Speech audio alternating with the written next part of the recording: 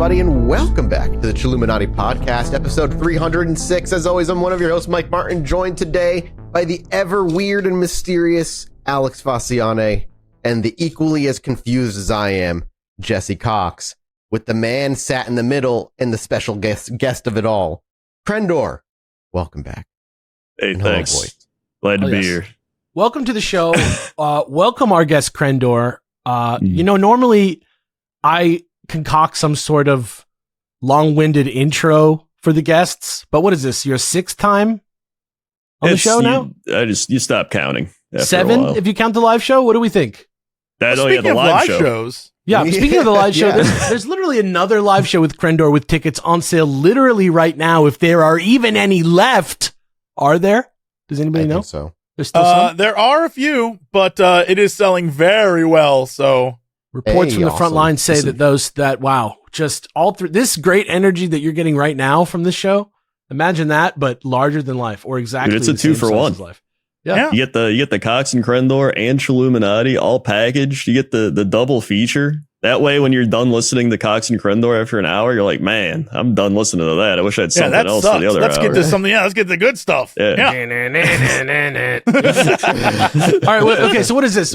I think this is your sixth time on the show. If I'm It's counting. probably around there. Quickly look, but yeah. Yeah. Let's assume it's six.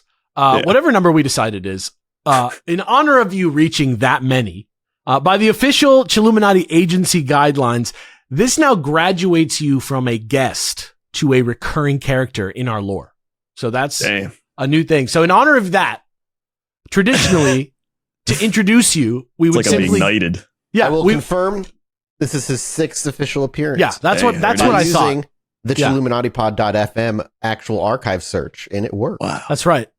That's what I thought. So traditionally, for the big six, as we call it, we would simply say a number significant to Crendor in a way only he knows about his as his introduction. So I'm going to do that now. Ready? Okay. 6. Great. So yeah, welcome, Crendor. How are you feeling? Are you guys ready for this episode Does anyone else know what just happened? No, I have no earthly idea. It's a good bit. I kind of know. Yeah? I think I do, yeah. Yeah, great. How are you guys doing today? You can't just hold on. He can't just say that. I did. What do you mean? I kind of know. No, you don't. No, I kind of do. Yeah. Explain what just happened. I don't have to. If you know, you know. David Lynch. That's a quote. All right. Check it out. Okay. Help me, Mike. I need help. Alex is in charge of today's episode. It's an Alex episode, and even for Alex, I don't know what the fuck is even happening. This today, is a weird one. This is going to be weird. This one, just in case you don't know what exactly the topic of today's episode is, which I believe I have mostly kept you in the dark about. Today's episode is called Chilluminati Presents Live Legend Tripping with Crendor. Okay? So that's what it's going to be called. The main thing today is that instead of a normal Patreon ad, which I would do right now, to raise awareness for the video episodes that you can get there, which you can see for every single new episode at patreon.com/ChilluminatiPod. Today's episode, which features some video-dependent portions, is available for all on our YouTube channel. So you can get the link to that in the description below. There's still going to be the normal audio version, like always. You're probably listening to that right now, and you're not going to miss anything that you can't normally experience with your ears on the show, like when I show you a picture of something or a short clip of something. It's just today's going to have a little bit more stuff like that in it than normal. So ideally, though still informative and entertaining, I recommend checking out the video version if you can. And again, the link for that is in the description below, and you can just search Chilluminati on YouTube. It pops right up. But if you want the ad-free version of the video, that's what you go to Patreon for. This is like buying the battle pass for Chilluminati. Yes, this is the Battle Pass Chilluminati preview. Battle Pass preview. Yeah. Get a cool you skin. can get different skins of us. Like one of them is Mathis, but he's like being probed by an alien. That's not a skin. That's just a fantasy. Mine's me, but it's like I'm a rat, but I have big tits also. Yeah. If you're watching this on YouTube right now, I bought that one. It was great. It's a hot skin. If you're watching this on YouTube, hey, you did it. You made it. You're on YouTube right now. Let's get into the bullshit now. If I had to describe how this thing is going to go, I would say that this episode is going to be like a Chilluminati version of WarioWare. But admittedly, that's not going to be helpful to that many people. And I'm basically flying by the seat of my pants as much as you are anyway. So basically the situation is this. The powers that be at Chilluminati HQ are worried that the typical episode formats that I've been using for their mandated programming has become stagnant and stale. They're tired of the Chilluminati Guide to. They're tired of my giant titties. Yeah, whatever I'm doing. They're tired of my giant rat titties. So, and then instead, that's a lie. Now I know you're lying. No one is. Some say they challenged me. Some say they threatened me. Wait some for the say subreddit. By the way, there's gonna be art of big titted Alex in rat form on there at some. I love it. I love it when shit that I make up in like 2 seconds like goes down in history for like 9 years. Shout outs, like my entire career. That means you're like an expert improver, bro. Expert level, and that's oh my god! Can we get some fan art of the New York City pizza rat on a date with Alex's big booby rat with the gorilla? Gorilla with the pizza head shaped gorilla as their waiter, lady in the tramping it up like from either side of the slice. Okay. Romantic. That's hot. That's hot. That'll be hot with my big tits in there. That's like the end of the battle pass. That's what you get. Yeah, get some cheese on the tits. It's a spray. It's a spray that you can use on the level. Yeah. It's a wallpaper that's like a kind of porny, like gratuitous fan image of the rat tit. I want this in Marvel Rivals right now. Alex Rivals. What am I talking about? I got to do my bit. I got to make up my fake premise. Okay, look. They said the episodes are becoming stale. They're tired of my shit. They said, you got to come up with something new, so bold, something so crazy that it will leave people either begging for us to do another one or begging us to cancel the show altogether. And on top of that... Wait. They said your episodes, which are never, ever remotely the same once, they're tired of it. Stale. They're tired of it. They said, you're not doing enough. You got to mix it up. The Redditors, the commenters? No, Chilluminati. Chilluminati. So we agency. serve a company. I you know what? I'm gonna shut up. Just keep going. No. Keep going. No, I know this is stupid. Let's keep going. Let's keep going. Look, you were about to buy into the lore. Is that what was going to happen right now? Let's keep going. All right. So they said do something bold, Alex. And on top of that, they also mandated that this new episode address the fact that today's audience has trouble paying attention to the same thing for long periods of time. So, whoa, Chilluminati HQ is insulting our audience. I won't stand for that. No, they're not insulting our audience. They're talking about demographic data that is real about people who are the same age as people who watch the show. We don't need to worry about them. They're already gone. Yeah. Once I heard Jesse's episode was going to be about the evolution of urban legends and how it's our American sort of like mythology in our culture, I asked the Chilluminati if I could do some legend tripping as an episode. Who's your contact there? I don't know. Is it just via text messages? No, it's a pneumatic. Remember, it's like a pneumatic. Oh, right, the pneumatic. Yeah, like a pneumatic tube, and it just. Yeah. It's not it's not in view from the camera, but it's I don't have one of those yet, and I'm kind of mad about it. Yet, you had to get it. Like I think about 47 years ago. But did you guys remember that Crendor's a guest on the show? Let's get through this. Wait, hold on. I'm a guest. Yeah, he's here. I'm sorry. He's a recurring character. You're right. Oh, that's right. Recurring character. Right. That's my bad. Sorry. So he's from Chilluminati and make sure we're doing things appropriately. They wanted me to mix it up. They wanted me to keep the pace peppy and fast. I heard about Jesse's episode. I asked the Chilluminati if I could do a legend tripping episode. I just said they wanted to keep it fast, and you repeated the same line. You have to. Have you seen the Teletubbies? It's very good. So look, they put me in touch. They put me in touch with the very same agent, A. Whitney Brown, who did all that research into the nature of magic last time that you guys let me control the show. Isn't that crazy? Except now, instead of writing from the 80s, he's writing from now. So he's going to be voiced by Crendor, and he's going to be an old man this time instead. Isn't that wild?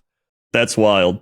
This gives the vibes of like a crazy politician trying to like convert the masses. Yeah, this is my Mike Lindell era. Yeah, a cult leader. This is my Mike Lindell era. We love the Chilluminati. It's unbelievable. It's so you remember from last time we were in Chicago, Crendor.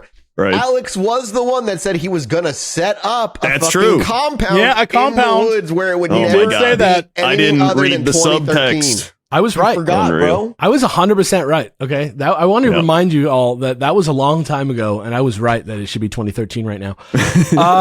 So here's what's up. I have some excerpts from letters from Agent Whitney Brown, voiced by Crendor. So we're going to hear some of those, and then we're going to get down to business, okay? Here we go. Bam. Believe me, I was surprised as anyone to hear my name on the podcast. But you shouldn't be surprised I'm listening to such a niche comedy show. It was required listening for my job, and I hated every minute of it. Or maybe I'm just jealous. Who gives a shit, right? Anyway, I couldn't authorize the release of those papers on Patreon like you promised because they became relevant to another investigation. Besides, nobody would have read it all anyway. Rapid-fire short-form content is an objectively worse method for sharing and spreading information, which, inordinately, contributes to the irrelevancy and degradation of facts and art in modern society, but one which we must nevertheless master in our own way, due to the waning complexity of young and able minds. So, instead, I offer a code, directions to another secret meeting, since the last couple have gone so well. Simple substitution cipher, Caesar's shift. Do 'em all and find the one that makes sense. RSWQSOMRKFEVNYPCXIRXLIMKLXTQ. Anyway, they got me on this thing called Chilluminati Story Group, which is tasked with creating a cohesive, properly supported version of all main legends to propagate through popular culture so that we may affect them with small changes over time at our own discretion. Who else would you trust with a task like that other than people like us?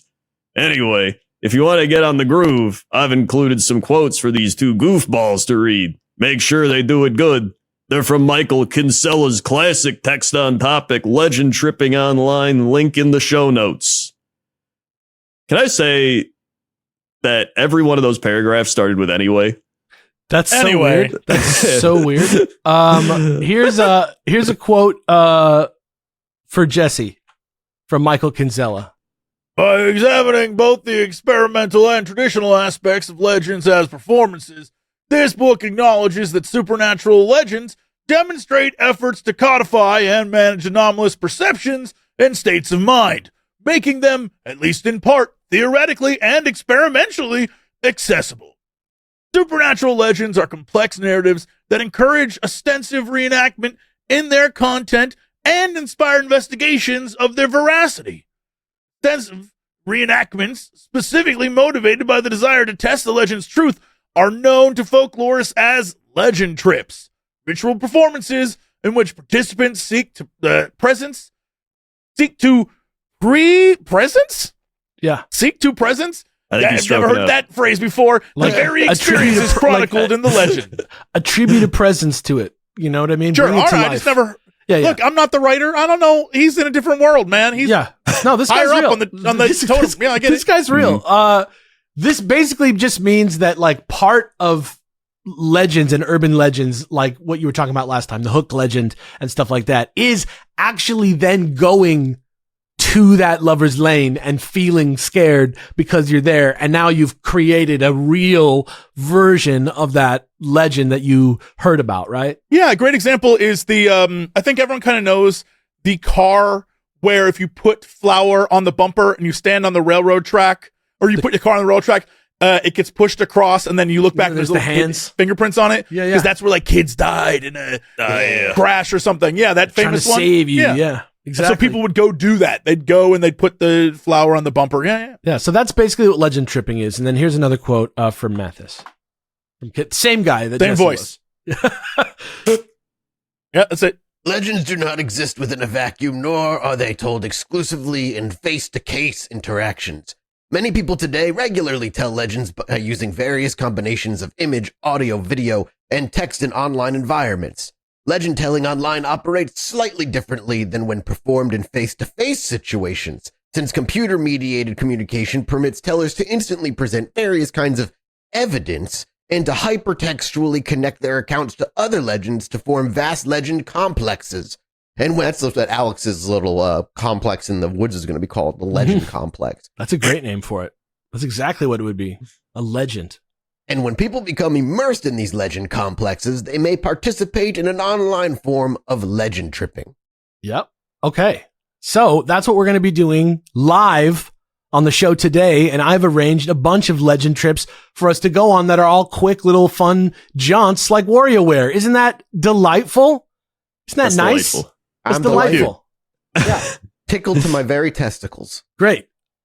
This first one is called... I don't like this complex. I don't like it. This first one, this is like an icebreaker. This first one is called Increasingly Cursed Phone Numbers with Jesse Cox. Yay! Woo! Great. Love this. And I think that you should feel safe dialing any Can I of go these get numbers. Robert? Or not Robert. The other doll I have. What's his name again? I can't remember. If you need to get a haunted doll for any reason at any time, would that go good for this? Would that go good with this episode? He's right in look, the hallway. whatever He's you shut need my to closet. feel the right vibes. I'm not going to stop you. I can hear you. Keep going. Yeah, what we're going to do right now is, I think you're safe dialing all these numbers. If you want to star 67 them to mask your caller ID, you can, but I don't think you need to. But just to, and you at home can follow along if you want. But today Jesse's going to be doing this for us. First things first, we're going to call a random guy called Murray. Okay, so get out your phone and go on speakerphone. There he is. Have my phone. Mathis has his doll. You can see the doll. Everything's showing up today on this camera episode. A little bit in the back here. That's His okay. little strap came up. That's because okay. at night he gets up and moves around. Yeah, it's probably he probably got a really long time ago. Probably got busy. Right. No, that's where like the black goop seeped out of his head. That's The nasty. spirit. A new use for the hole then. That's nasty. Nope. All right, moving on. Nope. Okay, so this first number that you're going to dial, This first number that you're going to dial is 618-625. Hold on. Okay, 618-625. 8313. This is just a guy called Murray. I don't know what it's about. It's You're just calling a man. It's Bill Murray, dude.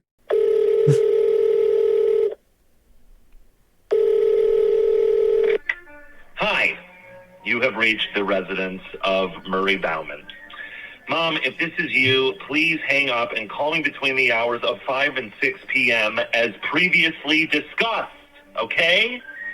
And this is Joyce.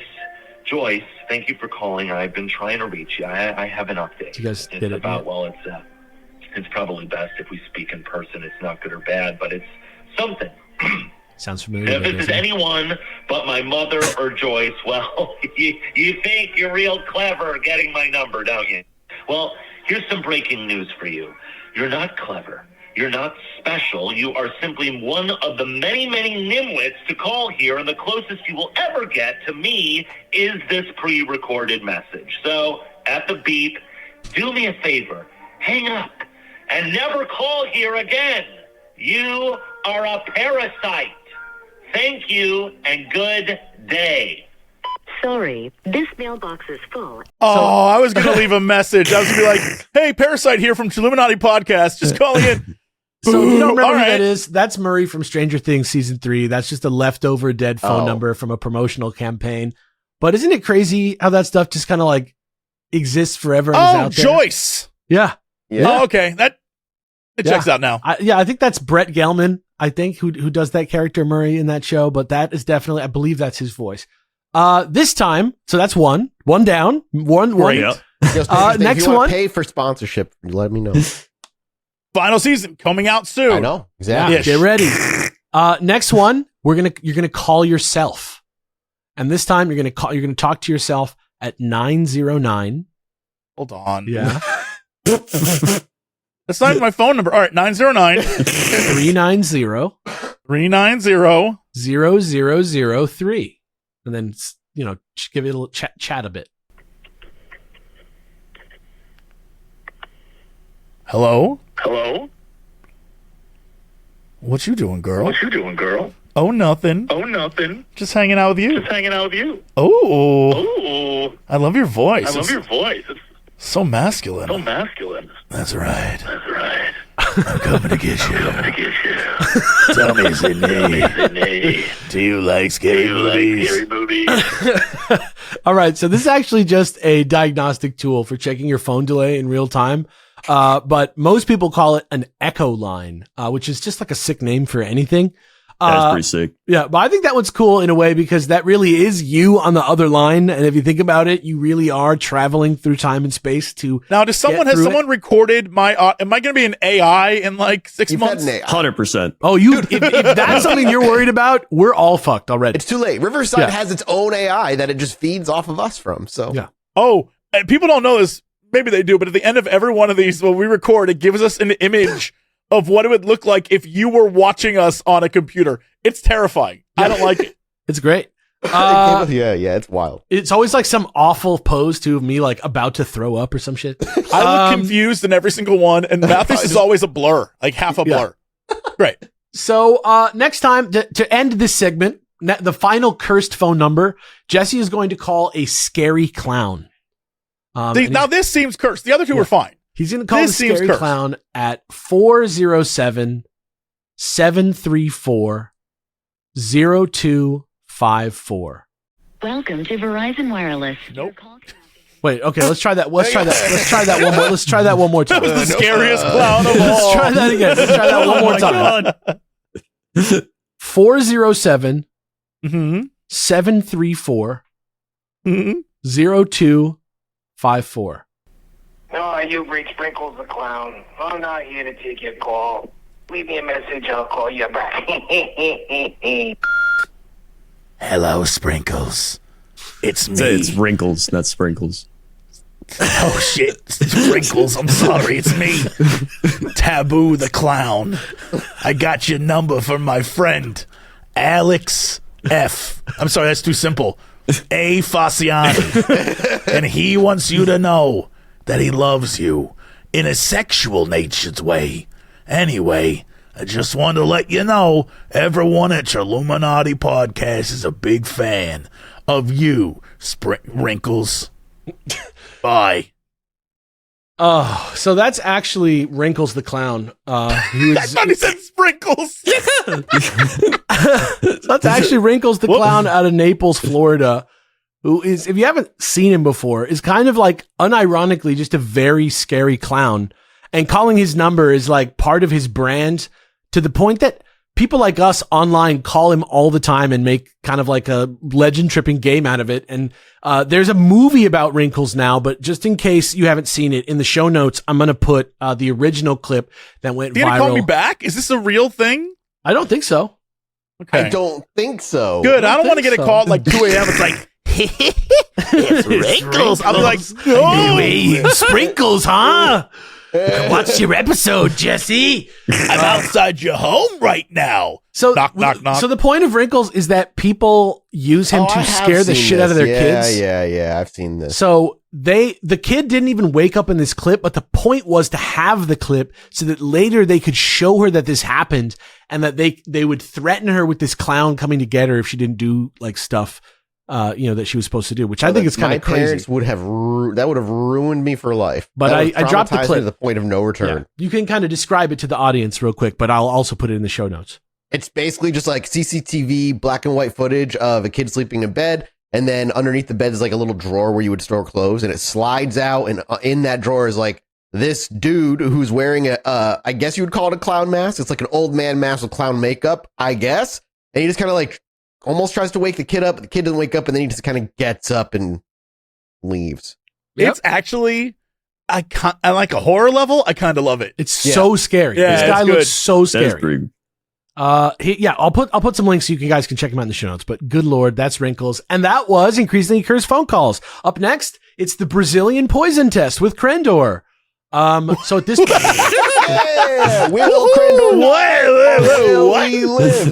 This is the first of out Crendor's mortality. Yeah, so this is the first of 3 poison tests that I was originally scheduled to do. We'll get into why the second one is not going to happen in a second. But this first one, we're going to be conducting with our esteemed guest Crendor, and it involves a Brazilian superstition that consuming mango and milk at the same time is deadly poisonous.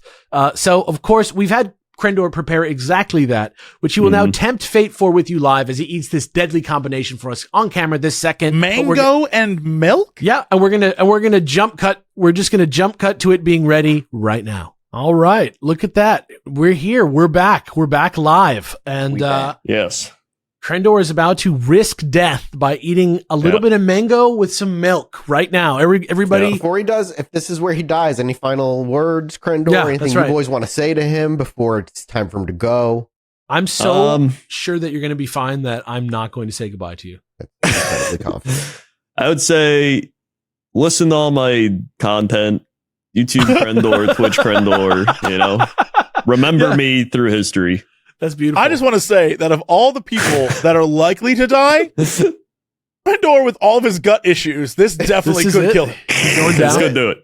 This could be the one. He's going down. I don't even really eat mango that much. Great fruit. Yeah, I love mango. All right, here's mango. Yeah. Yep, he's eating it. Now you got to drink the milk. Our audio listeners only for some reason. A little citrusy. Yeah. Bit of a sweetness. Yeah. And that's mango. Yeah, good old mango. A little twang. Yeah. A lot of fiber in mango, too. That's good.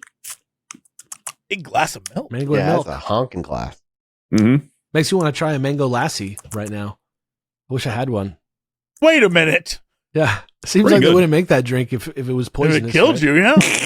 Yeah. So there you go. He lived. A little refreshing. He lived.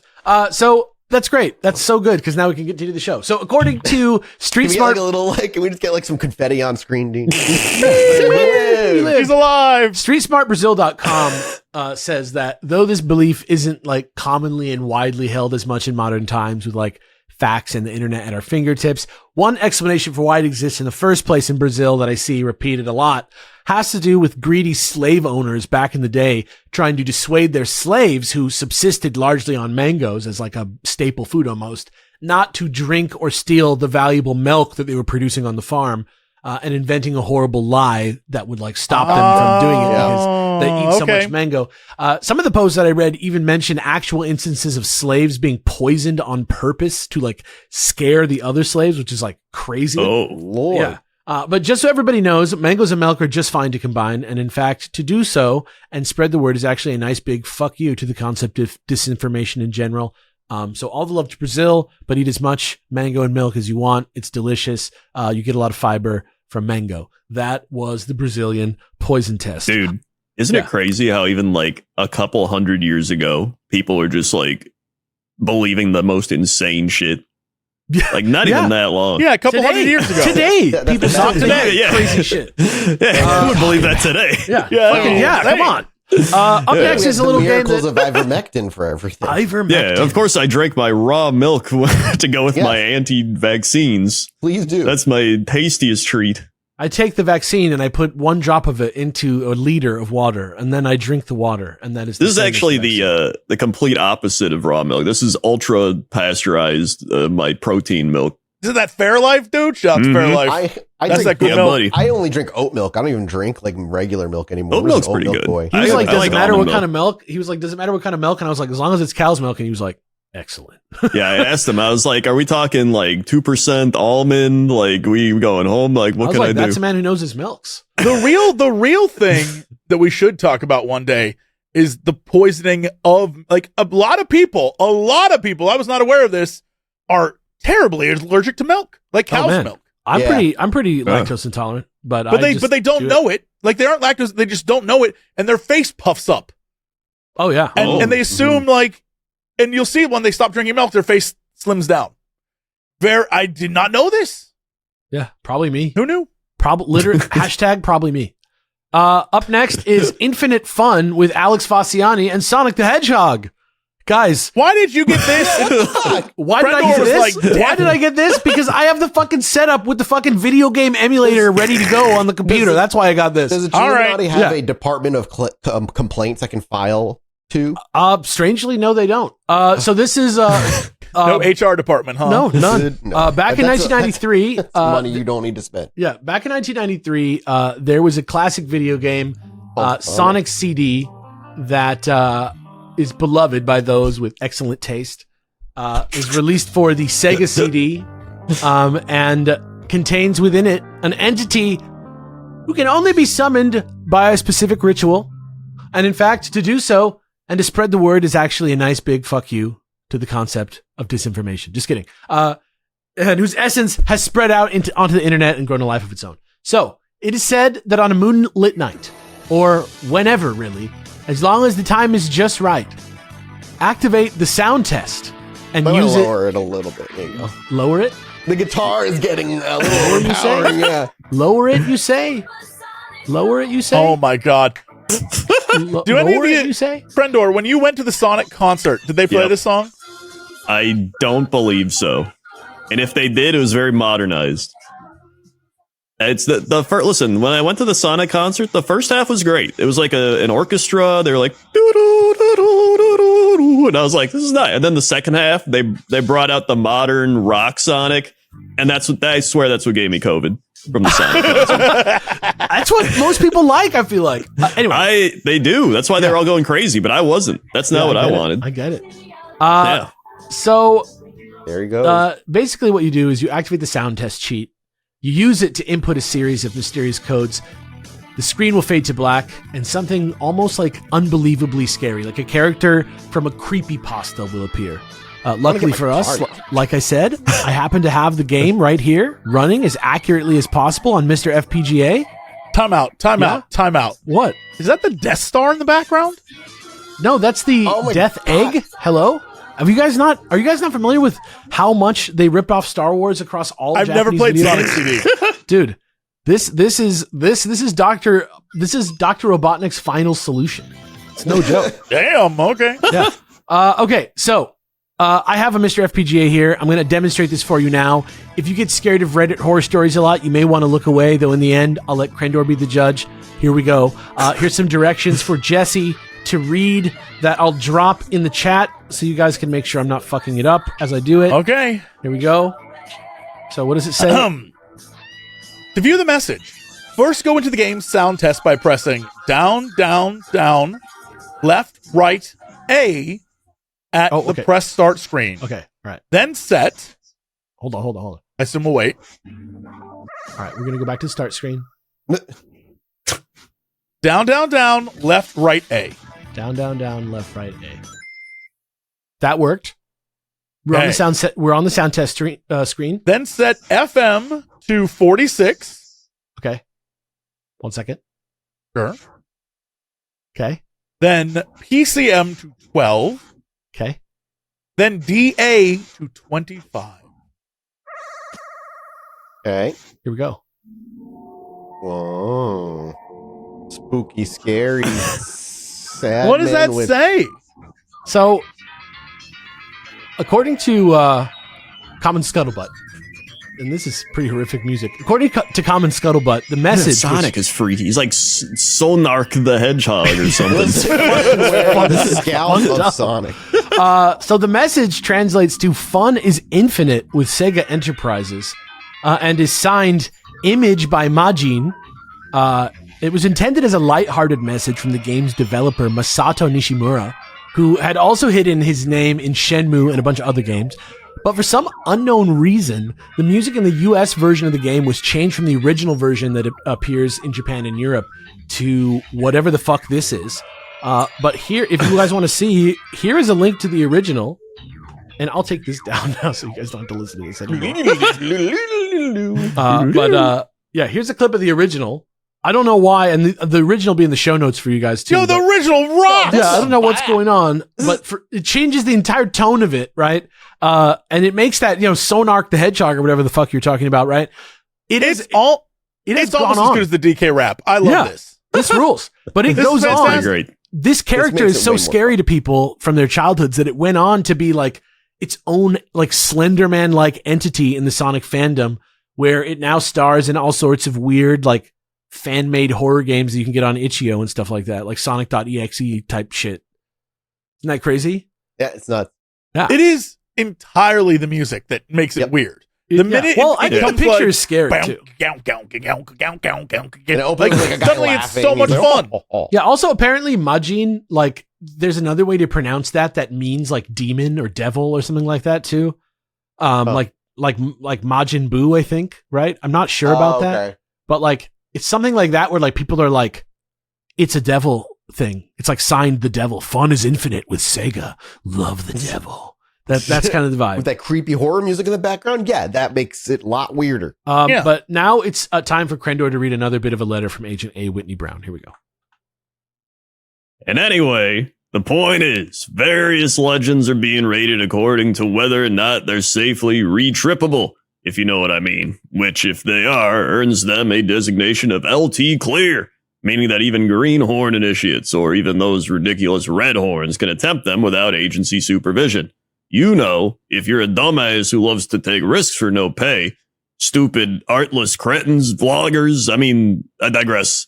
Here's some more Kinsella for the boys. So I have a quote here from Mathis to read.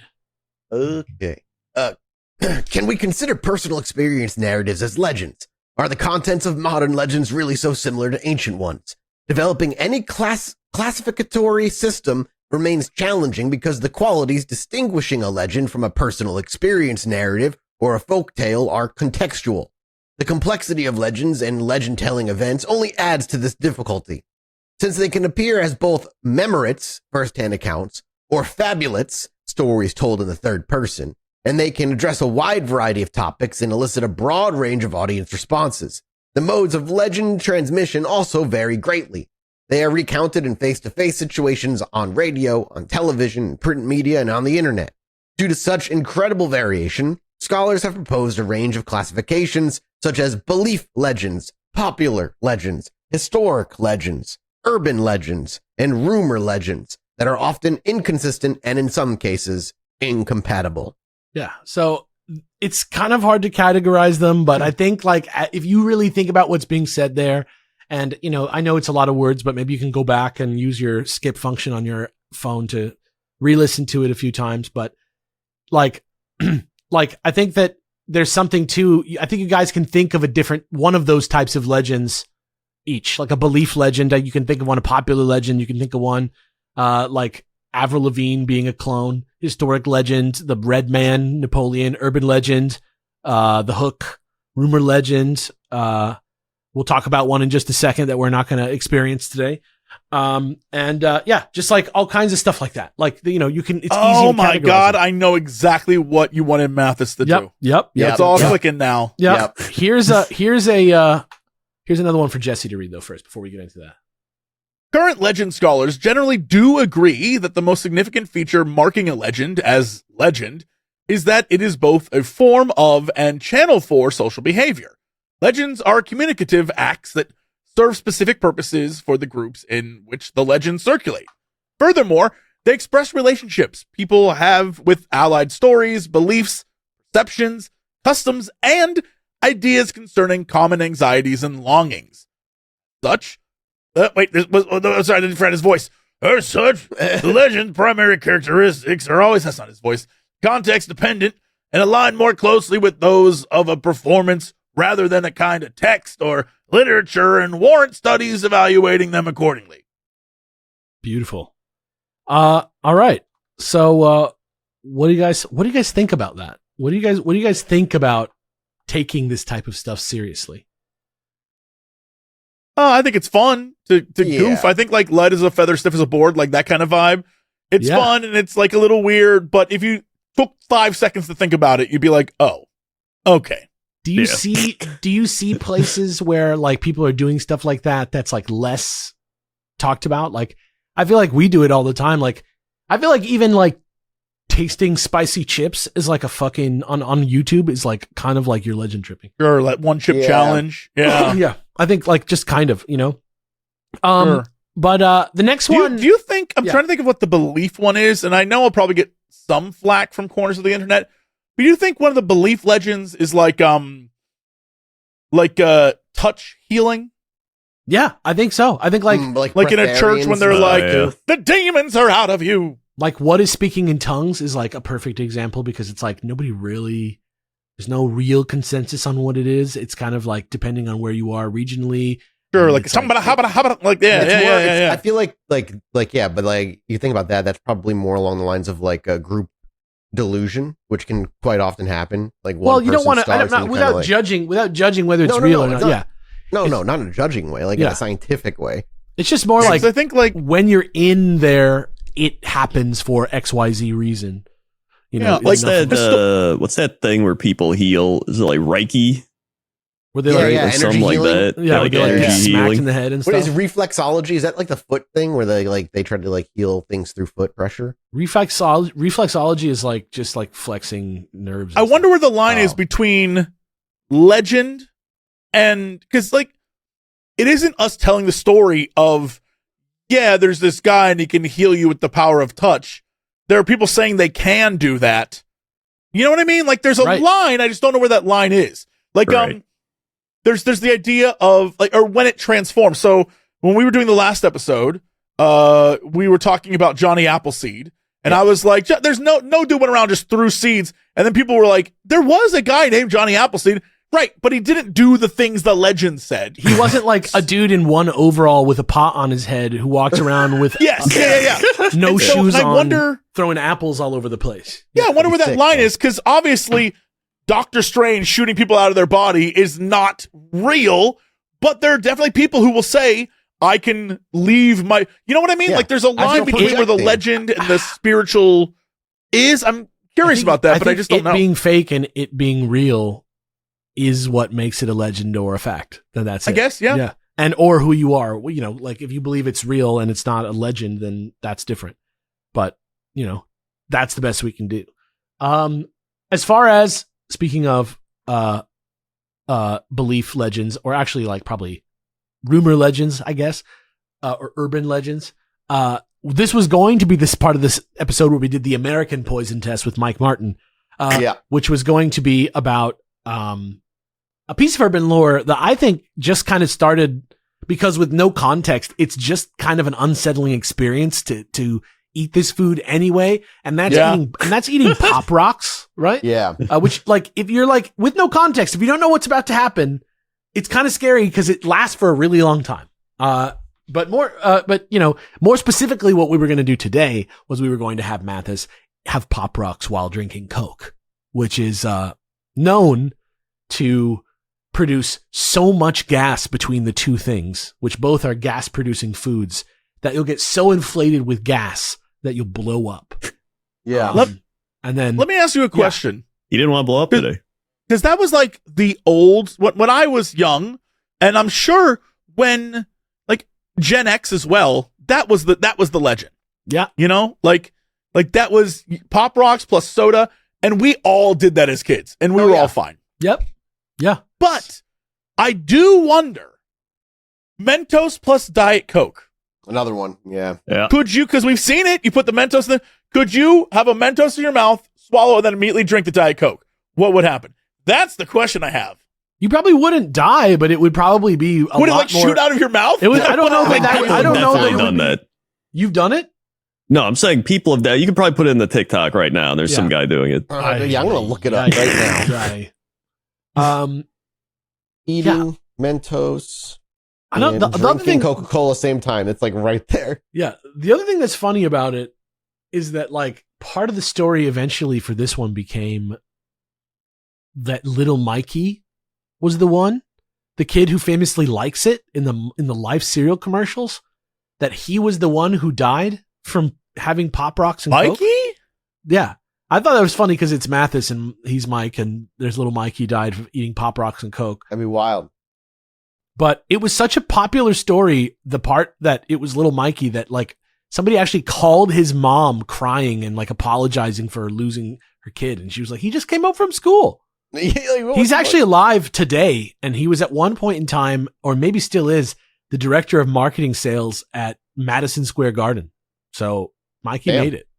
Mikey liked it. For the record, 13 years ago, Furious Pete, with almost 5 million subscribers on YouTube, 16 million views on this video, did a Don't Try This at Home Diet Coke Mentos experiment. He did 3 separate experiments, one involving having it in your mouth, one involving like he did the whole thing. And at the end, he swallows it, drinks a ton of Pepsi, Diet Coke, and then he's fine for a little bit, and then just all the foam comes out of his mouth. It's so gross. Disgusting. Will you link me that? Will you link me that right now? Yes. Yeah. I love That's awesome. Is it shoot out like Kill Bill, like the way I'm imagining? So when he does it with it in his mouth, it starts exploding out of his mouth. But when he swallows it, his stomach just hurts and he has like a lot of burps, and then he pukes up the like foam at the end. That is so fucking nasty. So like now I know, like definitely don't do it. It seems like it is cool, but he does let out a burp that is an ungodly burp, like the burp of a man whose soul is escaping his body. Yeah. So anyway, that's not all I wanted to do as far as Pop Rocks and Coke, because for a harmless, fun thing to try, Pop Rocks and Coke kind of just sucks from a aesthetic taste perspective. Like, sure. I think it's just this kind of a lame way to like. I don't know. Sorry, I just watched it. Yeah. I just said a man threw up, and you're like, I'll check that out. Dude, the worst one is the Ipecac videos from back in the day. Anyway. Oh, man. So now to replace the bad combination of Pop Rocks and Coke, which is just Coke with sugar, to replace that in the culture, I'm going to teach everybody. I was going to have Mathis demonstrate, but now I'm just going to teach everybody how to eat Pop Rocks Chilluminati style. Chilluminati which style. it sounds like something I invented, and You which don't just. I cannot confirm or deny. Hold on, I need to cap this off here. Yeah. This man, not that he didn't just like have one or two Mentos and then have some Diet Coke. He chugged the entire bottle with numerous Mentos. For science, dude. A few times. He did it a few times. Gnarly. All right, that's why he threw up. Gnarly. I don't. I'm so glad that I can't play the audio of that video without ruining my video game setup, because that is so nasty to me. Yeah. Pop Rocks Chilluminati style. I got to get it out there into the ether. I have to. Here's what you're supposed to do. And Mathis, I know I got you to buy some chicken McNuggets for the first time in years and years. How was that? Not satisfying. That's great. Well, maybe they would have been if you had your Pop Rocks Chilluminati style. Yeah, maybe. Here's what you do. Step 1, take a huge hit of a bowl. Okay. I had Mathis pack a bowl. And you can still do that if you want. I know you're not going to go Chilluminati the weed, style. dude. You light that on fire, bro. No. Then you grab your 6-piece nuggies with your sweet and sour dip, and then you open your dip, and then you dip one of your nuggies in it. And then step 3, take a pinch of Pop Rocks between your fingers, and then you dust that shit like Salt Bae. And then boom, that's Chilluminati style Pop Rocks. And then I want to see you, since I didn't get to see Mathis do it, I would love a video of you doing it at home. So send us that on social media, and then you'll be eating your Pop Rocks Chilluminati style Pop Rocks. I'm out here. So fucking weird, man. For the next week, it's going to be tittied Rat Alex and people eating nasty food. The fan art is of New York Street Rat and Big Titty Rat eating Pop Rocks. And Chilluminati, getting Chilluminati style. It's just Rat Alex eating Diet Coke and Mentos, and that's just me in real life. Puking on the New York rat, like me, except I'm a rat. That's just what I do in real life, except I'm a giant big titty instead rat. of sharing the piece of spaghetti, they puke in each other's mouth. Yeah, it's great. All right, well, we've gone too far. That's a beautiful. Good job, everyone. Next is called Bloody Mary versus Svarta Madame or Madame with Cox and Crendor. On your madam, you know. Svarta Madame, right. Svarta Madame, maybe with Cox and Crendor. Up next, I'm going to ask each of you to prepare your cell phone cameras, Cox and Crendor, as we do a dueling themed yin yang of a bathroom summoning ritual, featuring everyone's two favorite hosts of a podcast with the Weather Report, Cox and Crendor. Obviously, everyone here in America knows Bloody Mary is the weird mirror ghost lady who appears in the dark when you do the right steps and chant her name. Or if you didn't, now you do. Mary has different origins and faces, but here's an account from a male informant from 1984 Middletown, Pennsylvania, about his fairly typical American experience with the legend from Mathis to read. Here we go. Bloody Mary was a character who was murdered in the woods behind Pine Road Elementary School. To call her ghost, girls go in the bathroom and prick their finger with the pin to draw a drop of blood. Then they press the 2 droplets of blood together and say, "We believe in Bloody Mary," 10 times with their eyes shut. Then, upon opening their eyes, they look into the bathroom mirror. The image of Bloody Mary's face would appear in the mirror. She was said to have been a young girl with long hair, very pale skin, and blood running down her face from a large cut in her forehead. So that's Bloody Mary. Interestingly, not the 3 times. No, that's we'll get to it. That's the pussy version of it. On the other end of the that's the 80s story. That's a different story than the one we do today. But on the other end of the spectrum from Sweden, right, comes another different version of this tale that's ultimately probably the more traditional of them in the form of Svarta Madam. Svartamadam. I'm so sorry, Swedish. Svartamadam. Which connects all the way back to old European mirror gazing games of antiquity. So interesting, though, consider this quote from Seek's Ghost blog about it, which Jesse will read for us now, because this is an interesting thought that I thought was kind of neat. What? Why? There it is. Black Madame is the Swedish version of Bloody Mary, but Swedish children are more dismissive of spirits. Their version of this game is not as scary. The traditional game involves Black Madame, or in Swedish, Svarta Madame, appearing after a child stands in front of the mirror and states 12 times, "I don't believe in you, Black Madame." Yeah. So now, if you caught that, it's kind of like Bloody Mary works by telling her you do believe in her, and Svarta Madame works by telling her you don't believe in her. So I thought it would be cute if Crendor went and did a modern version of Bloody Mary, and Jesse went and did a modern version of Svarta Madame, because he's the skeptic one, right? Mm. Gentlemen, if you would please take your phones with you to the bathroom. Boy, okay. Okay, so just make it dark in the bathroom. Take your phones in there. Once it's dark, start recording. Then Crendor, turn around 5 times with your eyes closed and say, "I believe in Bloody Mary," once with every rotation, and then look in the mirror. That's your mission. And with then cameras on and rolling. Yeah. And then Jesse. Do I turn the light on after that or no? The light is just to see you out of the room after you may or may not have seen Bloody Mary. Yeah. The time when you're going to see Bloody Mary is when you open your eyes. All right. According to the legend. And then Jesse, if you would go into the bathroom, look defiantly into the mirror without closing your eyes, and 12 times say, "I don't believe in you, Svarta Madame," or if you want to say Black Madam, if you're worried about Sweden coming after you in the comments. Or maybe your bad Swedish will make her not appear. Yeah, so, can I use a fake Swedish accent? If you really want to talk like this. If you do it, monster goes. If you do it, you have to commit so hard. I feel like that would definitely get her to show up. Yeah. So like she'd be like, "No, I'm taking this fool out." So then both of you guys go do that. Come back here. We'll play the videos in the meantime, and then you guys will come back and you'll say whether or not you saw Bloody Mary and Svarta Madame. Okay. All right. Yeah. All excellent. Right.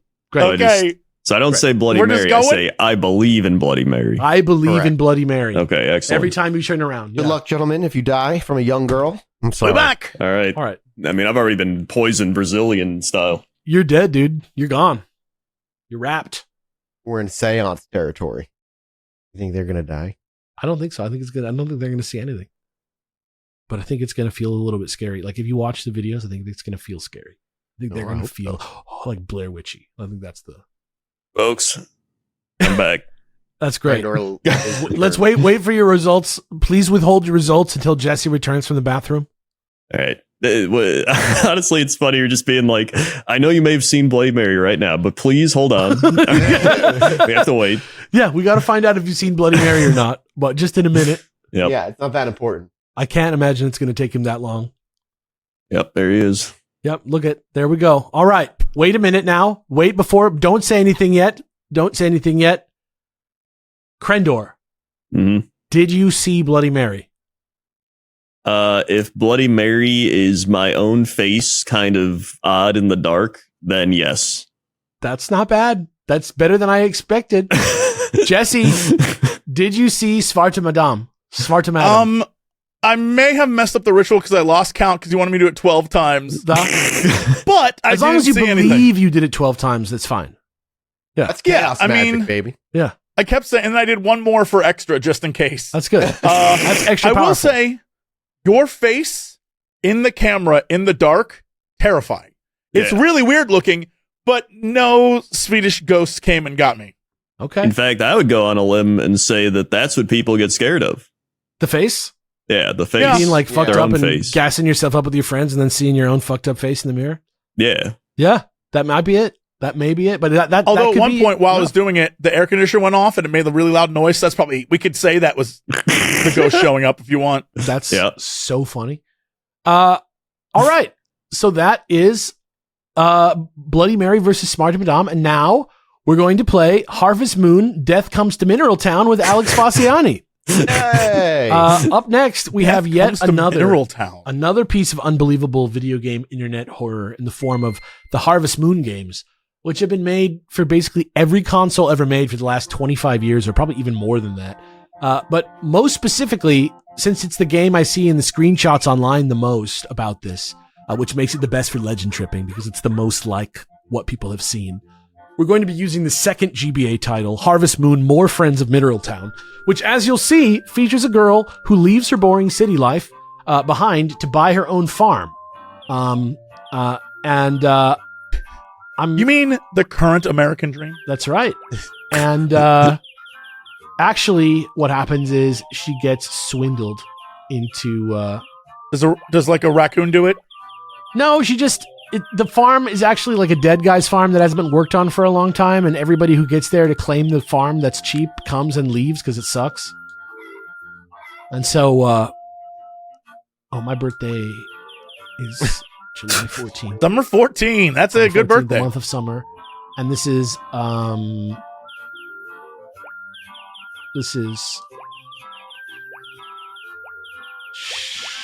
Flopno? Flopno. This is Schlorp. Schlorpo Farms. Love it.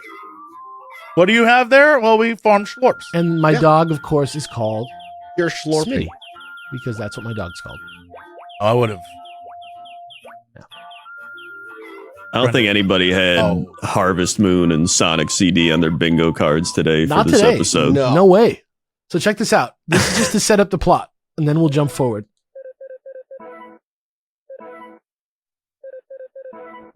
She's just so bored. It's like a Kathy cartoon, you know? Who needs images? She's just over it. This is on Game Boy, man. There's some images. Look at her. She's just boring in her house. No TV. Big giant book on the table. Yeah. Very shiny blonde hair. Way too big. Oh, it's a newspaper. That's all right. Look at this. See? She's seeing it.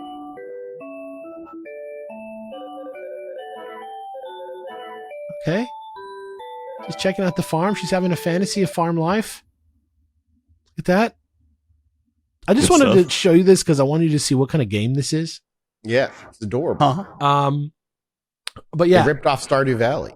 Yeah, it's not. Yeah, that's what they did. Now, this is neither here nor there, though, because in this game, and many others in the Harvest Moon series, it is said that due to a superstition among many East Asian cultures in which the word for four and the word for death are associated, or just the concepts of them are associated because they're near homonyms for each other in their various local languages. If you check your TV on the farm at exactly 4:44 p.m. on any day, the game will glitch out like it's been hit with a death curse, which has scared generations of pixel farmers over the years, and which I will attempt to recreate for us now. But of course, what they don't tell you is that to see the time down to the precise minute, you have to buy a clock in the game of Harvest Moon, which takes several days of in-game time and strategic money grinding to achieve as quickly as possible. Probably took me about an hour and 15 minutes to do it. But I did all of that this morning and saved the state. So hopefully, when I go and load the state right now, we'll be able to get to that point. So let's do that right now and pray for rain. And yes, it's Monday. It's 3:20. It's almost 4:44 p.m. I got to check and make sure my clock is here, which it is. That means my clock is installed. We're good to go. So now I'm going to speed the emulator up a little bit. We're back to our roots, boys. We're back to being Let's Players. Now it's 4 How do you know it's 44 though? So Yeah, that's why I had to buy minutes. that's why I had to buy the clock. Gotcha. Yeah. But it's going 10-minute chunk. Yeah, so I have to like guess it exactly. So I'm going to go in and see what it looks like at right when it hits 4, Gotcha. right? And then I'm going to check the clock.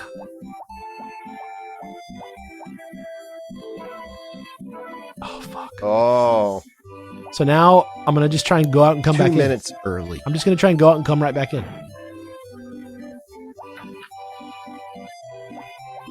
Dude, it's going to be 45. You screwed up, man. That'd be so annoying.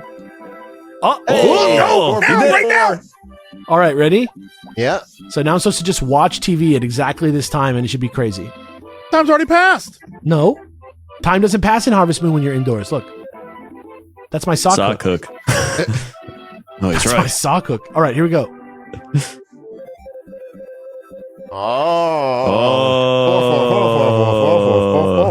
Look at that. You can imagine, right? Like being a kid and you're like playing and you never have had anything about a game ever test you in any way like this. In the sort of like scary, like boundary breaking way that this is, and it can scare you. But I remember getting like this with Pokemon with the Missingo or Missingno. Yeah. That was always freaky, and you're like, oh. That's a perfect example of like one of these things that like might be a legend trip. You know what I mean? Yeah. It's like So does it only stop if you reset the game? This game, I think this is the second game on Game Boy Advance. This one, I think, just ends eventually. But on the first game, it keeps opening and closing the text box, and it is like really annoying to try and tap out of. So usually you should reset the game, I think, for that one. But I think you can kind of like roll the controller out of it too. But this is the one that everybody posts screenshots of, so I thought it would be the coolest one to see in real life. But it stopped. That's cool, though. That is And pretty there cool. you go. Can I do it again, I wonder? Yeah, okay. You can. And that's Death Comes to Mineral Town. Yay! Whoa. Hey! So now we have another bit of letter from Agent A. Whitney Brown for Crendor to read, and here we go. Anyway, now they're trying to. Oh wait, is that the right one? Yeah. It is now. Oh, it is. Anyway, now they're trying to get me on the computer. Have you heard about it? This stuff? 100 years ago, Legends took 100 years to coagulate. Now you can do it in 8 months, and the movie's out in 9. Can you believe it? And what if we get fucking sued? You know, someone owns the goddamn copyright to these things now. Do they never think of that? Do they ever do you think they ever thought of that at HQ? He must have made a typo in his letter. That's so crazy. Yeah, apparently. That's so What crazy. a load of hooey. Anyway, enjoy the Kinsella, as I, for one, did not. All right. So here's some more quotes from Kinsella. This one's for Mathis to read here. Here we go. Advancements in technology certainly offer new ways to engage with the world, but virtual realities, cyberspace, and other computer-mediated spaces also represent environments wherein the products and processes of folklore circulate unabated. The discipline of folklore concentrates on the traditional formulas used within everyday existence to promote both cultural continuity and change. So the adaptations of these traditional formulas within online environments deserve our attention. Right?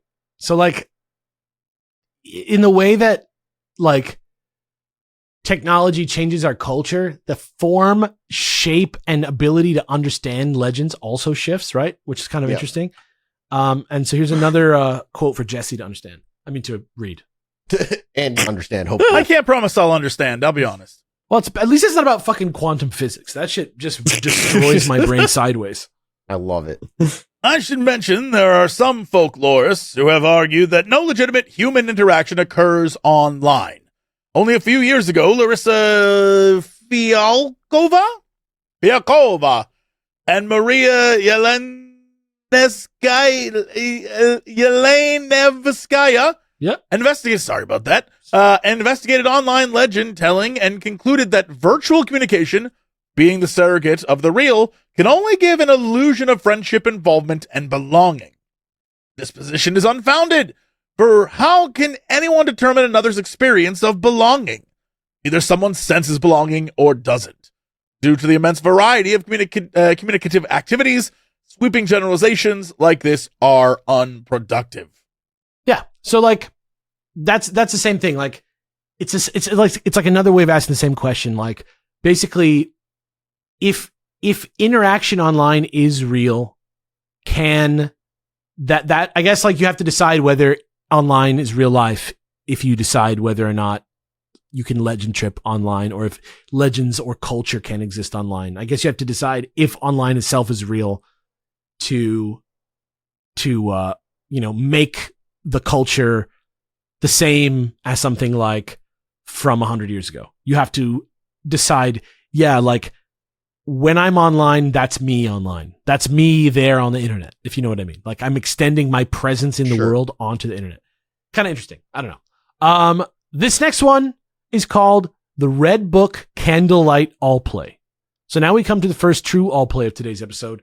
That will really be Crendor who leads you guys through this next Mexican / sometimes also South American spirit communication ritual. Very good. Because he's the one who I told to get himself a red book. Shout outs to the Ghost in My Machine Folklore Bog for the great piece on this. Basically, it is most like a Ouija board or something like that, where we'll each, you guys will be able to each ask the spirits a question. So get one ready that's better than "How are you?" And typically it's not done over the internet, but going along with what Agent Whitney Brown has us thinking about, we're going to surf on vibes today, and we're going to give it a shot anyway, right? So step 1 is to make all our rooms as dark as possible. Unfortunately, every light in my house is off and my blinds are closed right now. And my webcam is just doing some kind of extra work to make things crazy. But what we're going to do is we're going to step 1, make our rooms as dark as possible. And then we're going to each light a candle, which we have prepared before the show. I have it right here for us. Tomato scented. Yeah. That's fine. Tomato scented. How nice. Yep. So this one, it's barely changing the light on the camera, but I'm telling you, this is flickering like a Victorian library in real life. I don't know why the light is so good. It looks like there's like light like bleeding in from outside behind me. It's not. It's like dark in here. Mine is lit. Yep, there you go. Mathis's candle is lit. Jesse looks like he's about to tell a horrifying story. Yeah. And Crendor's getting there. I'm getting there. Jesse's doing Deckard Cain right now. Ages.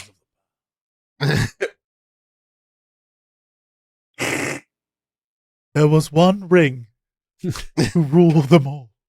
In the beginning, man was very shitty to the elves. And to everyone, in fact. Crendor's lit. We're all lit. I'm lit in a lot of different ways. Lit, So lit, dude. We literally watched Mathis get lit on camera there. He's getting lit right now. He's on getting YouTube. lit. He's getting lit on YouTube right now for everyone to see. All right. No ads on this video. No ads on this video. Or we could blur out Mathis. It's up to you. Dean, have fun. Yeah, I don't care. I don't Something care. else is in my mouth now. Up to you. So now, Crendor, you got the book? Yes. Okay, everybody be quiet except for me giving the instructions and Crendor saying what I tell him to say. Crendor, let's put the book flat on as flat a surface as you can where you could easily open and close the book. All right. Maybe that's your lap. Could be. Let's move my keyboard here. Okay. All right. And then from now on, I'm going to have you close your eyes. Okay. Mm-hmm. And out loud with your eyes still closed, you're going to ask the question, "Red book, may I enter your game?" And then while your eyes are still closed, you're going to open the book to a random page and put your finger down. Okay? All right. Are eyes closed too, or just Crendor? Just Crendor for now. All right. What do I say again? Okay, you say, "Red book, may I enter your game?" May I enter your game? All right. Random page. Yep. Finger. Okay, open your eyes and read the word. Get. Get. If it feels positive, Crendor is then in the game. I feel like it does. But if it feels silly or weird or negative, try asking again. But I feel like that felt positive to me. I feel like it's slightly positive, but it's got some negative vibes still. You feel like get might be like get out? Yeah. If you don't feel there's something comfortable, there. if you don't feel comfortable, Redo we'll take it again. Yeah. You gotta do it again. All right. Red book. May I enter the game? Steve. That feels better to me, but it still feels kind of. That's positive. You feel good about Steve? I think, yeah, Steve makes sense because Jack Black just played Steve in the Minecraft movie. Right. Jack Black. Everybody welcomes in Jack Black. Everybody likes Right, him. right. He's America's Everybody likes everyone. Steve. That's He's just America's a everyone. Yeah. great guy. Or Hey, maybe he's trying to Steve. tell you, go get Steve. Hey, Steve. Maybe. Okay, so Crendor's in the game. So now that you've been accepted, you can ask your question, which you do in the exact same way. You close your eyes, you say "red book," and then you ask the question, and then you open the book, and then you put your hand down, and then you open your eyes. Exact same thing. All right. Take it away. Red book. Will I get 1 million subscribers? Responsibilities. Oh, shit. Okay, Damn. so let's talk about this for a second. What do you think that means? Maybe it means if I'm true to my responsibilities in life Yeah. and put in the work. Yeah. and believe in myself, then I can achieve it. Or maybe 1 million subscribers is more trouble than it's worth. Maybe it's a big responsibility to have 1 million subscribers, and you don't need that kind of smoke. You know what I'm saying? That's true too. Yeah. So Very- something to think yeah. about. Something to think about. Okay. So Crendor's question has pretty, I would say pretty directly been answered. Yeah. So next we do this for the rest of us in order. So now this time Mathis and Crendor, close your eyes. And this time Mathis asks the question, Red Book, can I enter your game? And then Crendor will then check the book. Oh, he's like channeling. Yeah. Okay. Yeah, I'm channeling right now. I feel it. Ready? Here we go. Red Book, may I enter your game? Different.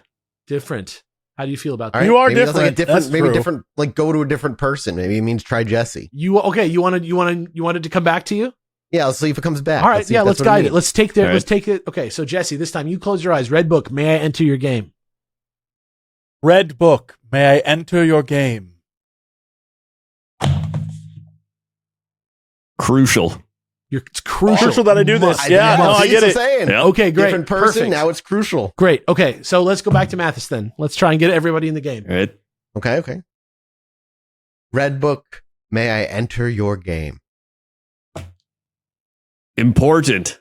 It's important that you That enter the game. feels good. All We right, did it. all right. Okay. All right. Jesse had to be first for some reason. Okay. Right, it was crucial. The whole thing. Okay, Yeah, then yeah. you know what I think? I'm going to interpret that to mean that you guys all need to close your eyes every time that we do anything from now on.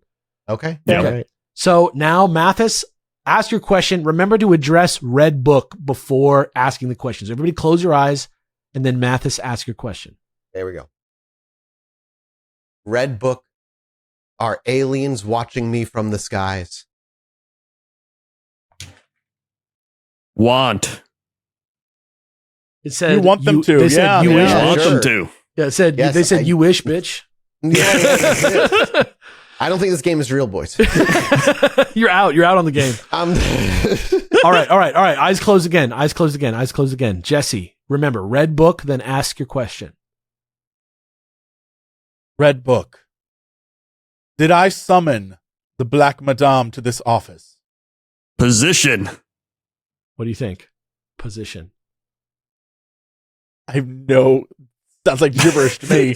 Okay. Position? If you think if it doesn't resonate with you immediately, we have to do it again. So close your eyes, everybody again, ask the same exact question again. Position. Yeah, it's all right. That's part of it. If it doesn't make sense, we just do it again. That's part of it. We can do overs in the seance. It has to Magic work. 8-ball. It has to make sense. It has to feel like it. Okay. Go ahead. Red Book. Do the things on my desk that Alex made me buy serve a purpose at all? More. More than you'll ever know, they say. More than you'll ever know. I think it wants me to ask another question. Okay. I think It might. it's saying more. All right. More Go ahead. questions. Go ahead. Red Book. Is Crendor actually using you correctly? Succeeded. Boom. It's real, dude. This is real. This This is is real. real. Yeah, this is real. This Great. is just like church. Yeah. Speaking Okay. through the powers of God. We made it real. This was a real. I feel like this was a very successful legend. We trip. need Alex to enter the game. Okay. Yeah. Okay. All right. Do you have a candle? Do you need a candle? Yeah. I'll No, hold I have my a can- candle up for you so you I can know. I've got a Okay, candle. power. I've got He's a got a candle. candle. Yeah. I've got a candle. Right. All right. I'm going to close my eyes. Here we go. Red Book. May I enter the game? Grown. I feel good about that. I feel good about Yeah, that. yeah. I feel like it's like. Hold on. How's it spelled, though? Oh, that's a Normal. great question. GROWN. That's okay. Good. I thought it was like, Yeah, that No, would have been no, out. no. I would have been out on that. I would have been out on that. But yeah, no, that sounds good to me. Okay. All right. Okay. Everybody close your eyes. Red Book.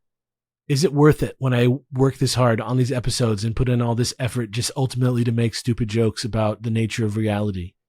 That. That's great. I'll take that. Appropriately cryptic for my own mission. So that's great. That feels good to me. That almost feels Is like that what they're the candles were for? it almost feels like they're bidding with me. Yeah, go ahead and wait, before you blow out your candles, Crendor has to ask permission for each of us to leave the game. Unless, as a group, we all decide for science that we're happy to purposefully tempt fate and possibly be haunted until we reconvene and beg for permission to leave the game later. I'm already haunted by that damn other ghost. Nah, I'm asking permission for myself. Yeah, All right. I'm no fool. All right. Everybody close their eyes. Red book. May I leave the game? Puff. You're out, dude. You got Good. it. Solid. Damn, Puff. dude. Bam. Yeah, I'm gone. that's In an a puff of instruction. smoke. All right. Mathis, no! Mad. All right. Helping. You got to get out of the game, Mathis. Oh, yeah, we have to Yeah. blow it out with a puff. Oh, they have the puff. Yeah, here we go. Oh my God. It makes so much sense. Damn. Dude, That's thank you. that must be real. Thank you, Seth Godin's All Marketers Tell Stories. Yeah, there you go. The red book, dude. That's where all of Crendor's secrets come from. That's how he gets. Yeah. That's why he's so successful. It is. All right. So that was the Red Book Candlelight All Play. Thank you guys.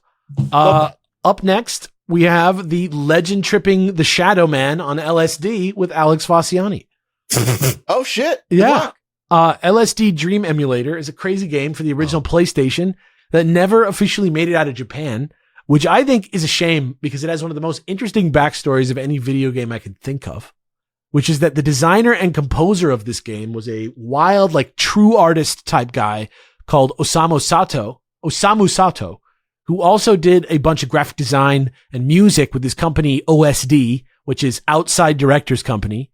But the game was actually based on a crazy, like decades long dream journal of like words and art by one of the staff members at the publisher, who was called Asmic Ace Entertainment, whose name was Hiroko Nishikawa. So she made this amazing PDF that is called the lovely, what is it called? It'll say it on here. I'll give you the link to it first. It's called the lovely Sweet Dream. And it's a beautiful PDF that you can see that has like all these like sort of like bizarre things that happen to her and bizarre visuals that she describes. It's laid out in a very artistic way. I believe that Sato had something to do with the laying out the book as well. But what makes this game extra interesting for this type of legend tripping is that, as Mathis will read for you right now from the wiki, and the wiki, by the way, very, very good wiki. The game is random, but it has a very interesting caveat that makes it really good for this type of thing. So I'm going to have Mathis read this quote right here, and it's going to explain everything to you. Okay. LSD Dream Emulator is speculated to use a pseudo-random number generation, PRNG, to determine a hidden generation value, which provides instructions for numerous details of every dream sequence in the game. The speculated generation value seems to be re-rolled every time certain target player-driven actions are performed, including main menu idling, using the in-game save load system, restarting the game, triggering map chunks and objects during the dream, spending time in a location, etc. Importantly, due to the believed usage of PRNG system, the dream generation algorithm of LSD Dream Emulator is identical on any game copy and hardware. Any dream or playthrough has been proven possible to replicate on any device, emulator by doing identical actions. The default generation for the first boot of the game also remains identical on any physical and emulated copies of the game. The identical actions and timings performed in dreams always leads to identical outcomes and exact copies of dreams for any player on any copy of the game. Pretty interesting, right? So like, though the game like changes and morphs as you play it, everybody starts from the same place and theoretically could get to the same place if they did the exact same thing. So it's actually your unique journey through the game that randomizes the game for you. Insane. I was gonna say it's actually like from an interesting perspective too. It's an interesting way to try and get around a computer's or a program's inability to be truly random. Like that's something you learn. It's like no matter even creating random number generators, it's actually not random due to the way it's generated. But if you're basing it on players' actions, the one thing you can't really predict, right? Then you're randomizing. And that's kind of a way to make it random, truer random than normal. And exactly right. That's a really cool thing. I feel like people could use nowadays. Exactly right. So, which is why in all that randomness, that human generated randomness, we're going to be trying to find an entity today that may or may not appear. Which I feel like is a rumor. Man, it's like a I legend. taken mushrooms 30 minutes ago. Well, you may not need to. You may not need to for this game. So the guy that we're looking for is called the Shadow Man, who is also known as the Gray Man or the Spy, which I believe is based on their name in the game files, which is simspy.mom, which is just a file type. It appears during B-type days, which are non-special, even numbered days, because some days, instead of being normal dream days, are like a video or something like that plays on specific days. And you'll see what I mean in a minute. He appears directly in front of the player and glides towards you in a straight line, though he is avoidable theoretically. He is sometimes seen as the villain of the game, though the game is very, not narrative based in that way, because while you can't die in the game so much as move on to the next day's dream, and you can do this by like touching certain things or like falling into holes or certain other things can happen. The Shadow Man has one of the only adverse effects on you of anything in the game, which is that he deletes your save data for flashback mode, which you unlock after a while playing the game, and which allows you to replay memorable moments that you've encountered in the dream world. So it stands in for him maybe being able to like erase your memory, if you want to think about it that way. Like, he finds you in your dreams and erases your memories. So today, though, for the viewer experience, we're going to be starting our game from day one with a fresh save. I'm going to be giving myself exactly 10 minutes to locate the Shadow Man. But even if we don't end up finding him, please enjoy right now a trip through one of the weirdest fucking games. Shout outs, the translation by Mr. Nobody and Arcane Aria. So let's get into that right now. We're going to load that up. And if you guys want to try and help me, here is a PDF guide. You want to try and help me get around, though it's going to be probably hard to do. And I'll give you guys some quotes as we go, depending on how much time it takes us to find him. So 10 minutes on the clock in just a minute once I press start on the game. But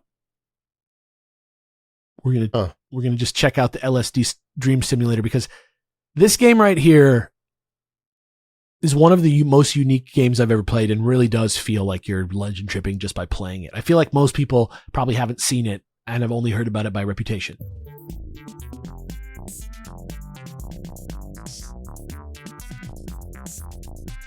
I love this already. I have no idea what this is going to be.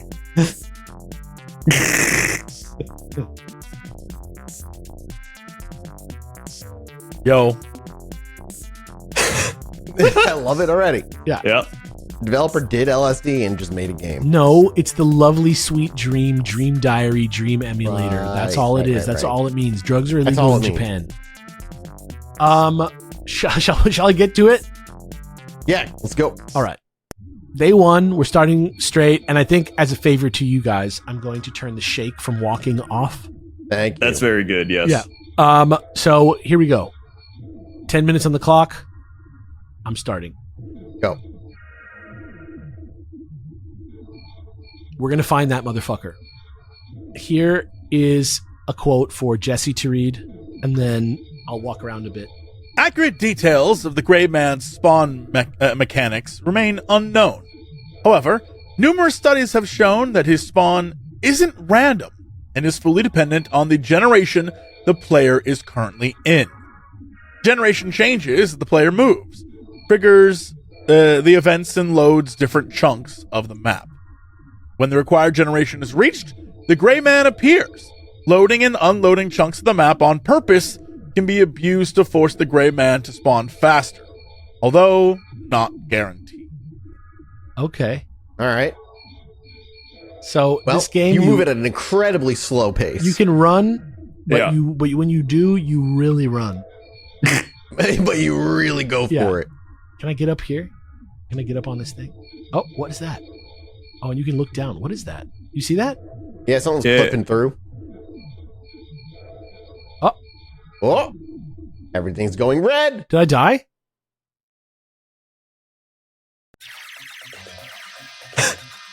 Oh, now you're in like fucking like Silent Hill with a big foot statue? This might be someone's heaven. It's like Quentin Tarantino's backyard. Yeah. Solid joke. I was about to make the exact same one. Solid. Oh, give him a hand. Right there. Anybody have any idea where I may be? Oh yeah. Let's see.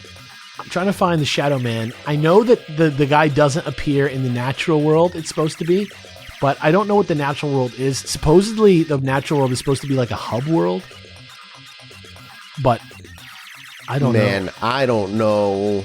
This first of all, this PDF is almost 400 pages long. Yeah. Which one? The one guide that you gave us. Yeah, okay, yeah, that's true. So like, I don't know where I'm looking, dude. I don't know where you are, and you're gone. You're somewhere randomly. else now. You touch stuff sometimes, and you just teleport, and like certain areas take you to other places. It's supposed to be like a real dream, where you just kind of like stuff just sometimes randomly changes. Oh, I'm running through the fields. You're now. like green, like Chernobyl. This is the Chilluminati area. Yeah. Oh, Shadow Man, Where are you? we're trying to make good television here. Please. Every time appear you for say us. Shadow Man, I think Princess in the Front. Oh, Shadow Man. I'm the Shadow Man. The Shadow Right, Man calls him sounds that like a in sleep that movie? paralysis demon. We got a shift from Chilluminati. Oh, wait, mode I to think I know where we Flex are. mode. Oh, yeah? This says father and daughter, and it's in a green background by a tree, isolated from the mainland by a bridge. The lonely silhouette lies. However, the abyss demon is in the same area. Uh-oh. Trying to approach them may cause it to appear, forcing a link and scaring the living daylights out of anyone who wasn't expecting it. Go into that building area. No. Oh, yeah. You go in Didn't he say tree, though? But maybe there's This a looks tree like it's inside. by a tree and a fence. I don't know. Okay. Well, Maybe it's I mean, in there. Go in that hallway. I'll go inside. Yeah, maybe it's on the other Don't side. be a bitch. Go. I'm not a bitch. Whoa. Although this might also just lead to Yes. The Shadow something Man. completely different. Well, let's see. Who knows? I want this game now. Oh, you're still in control. Oh, Oh, Now, it wasn't even I was in control. It was just playing that audio. Okay, wait. Okay. That's a You're big just like- bell? Oh, what was that? what is that freaking? I think even the music is generative. What is that sound? What a phenomenal like. Oh, you're on the other side of the hand statue now. Yeah. oh yeah. Okay, so I was back here before. Yeah. Oh, it's like what a phenomenal like experiment for a game in such a young generation too. PS1 3D is still very new. This is really something that I could just get baked and do a lot of time. Oh, Whoa, what's those guys? hello? Are you the Hat Man? Are those the Oh. villagers from Minecraft?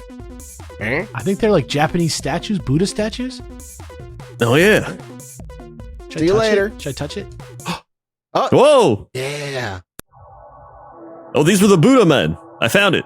Oh, damn Now you're it. in- These guys wander the streets randomly, make a lot of noise as they walk. Their walking sounds identical to your own. They also move pretty fast. They look like statues. Linking with them tends to take you into the pit. I'm here. Oh, what is that? It's a Is that a chicken dog? What is that? I'm gonna try and get a better I don't angle know, on a it. balloon animal. I'm gonna try and get a better angle on it. Well, that's it's- like a statue of Is it something. a person? Elephant. why is that what that is? Is it Yeah, the elephant trunk's with in the something? size. Oh my god. Oh. Oh, looking at it is making you go away. Oh. You've located the giant pink elephant. This may as well be the mascot for LSD Dream Simulator, as it's most prominent and memorable entity in the whole game, as well as the easiest one to find. It'll appear just above the pit and float towards the heavens. Linking it with the impossibles, you'll fall into the pit before you could reach it. There you go. Okay. Well, I didn't go in the pit, but it's Still got about 4 minutes left. it to ended look my around. day. Yeah. I got like just above 4 minutes. What? I'm being chased by something like an organization. The old retired master of the small dressmaker shop is covering for me. However, I will continue to be chased by my enemies. Hello? Yeah, what? Oh, that must have been one of those pre-programmed days. Uh-huh. Yeah. Day 3. Yeah. All right. All right. Back to it. Into the world you go. Back to it. Come on, Shadow Man. Hey, we're in. feel like Back I could in do your this home. for like. All right, you don't have to go up the stairs this time. Now you can go the other way. Yeah, you're right. Okay. Oh, what's over there? Is it a kitchen with like no? It's just this does look like my Whoa. first. Ah! Okay. No, Hello, The hell is that? I couldn't move after he saw me. the bloodsucker. Am I back to the pit? You're back Oh, here we're back again. to Green World. The elephant better not come back out of here. So by the tree is there's a demon by the tree? Oh right. Oh, Oh, never mind. something linked me. What did it link me to? What linked me? Holy shit! What the fuck is this? What the hell? Green Hill Zone Okay, I see a tree, and a bridge. the cliff. Yeah, there's the tree and the bridge.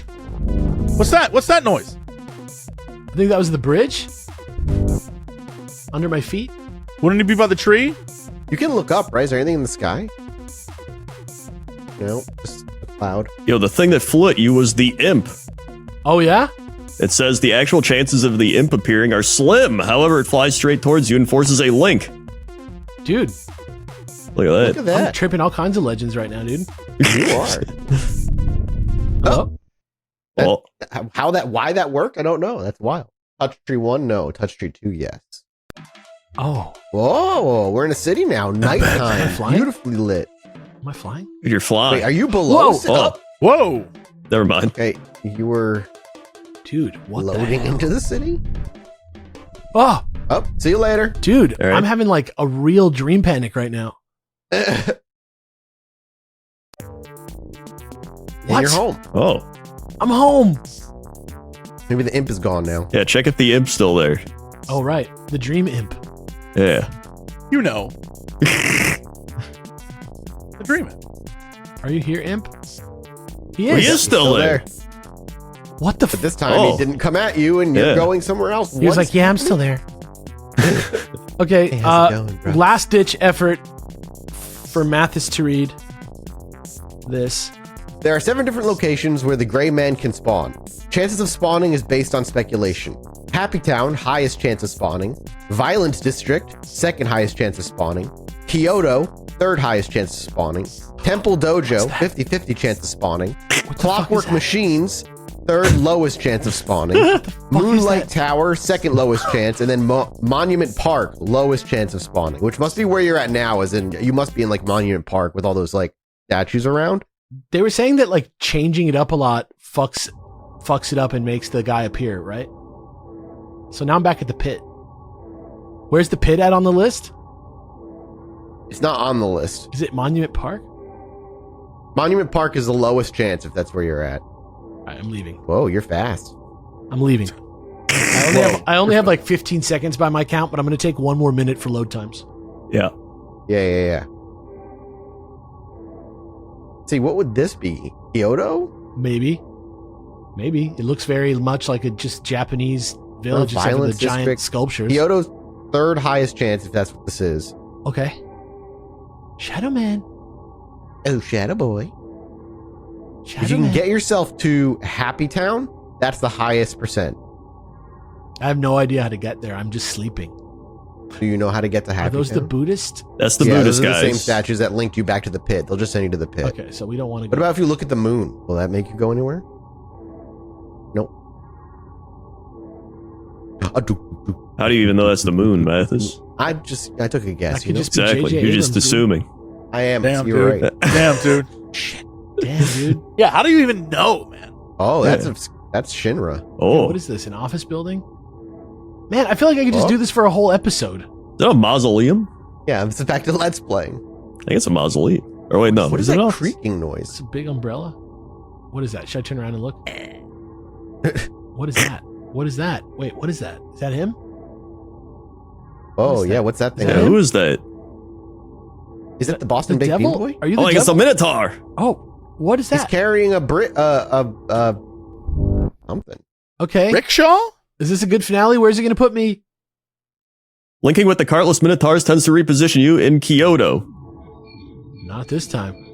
And linking with, carded Minotaurs, the natural world. So we're in the natural world. Okay, The so natural this world, is, not so on the this is list. where he doesn't come. All right. Well, this was LSD Dream Emulator. The Shadow Man is still out there. You know, just like any urban legend, you never know if you're going to see him or not. Probably not, but the fact that he's out there is exciting. It is exciting. This is available out there. This is a fan translation that's out there, but obviously it's an old game and it requires a lot of effort to play. But thank you guys for joining us on this little journey through it. And yeah, that's the end of that segment. I just have a little bit more for you. One last letter from Mr. A. Whitney Brown here for Crendor to read. All right.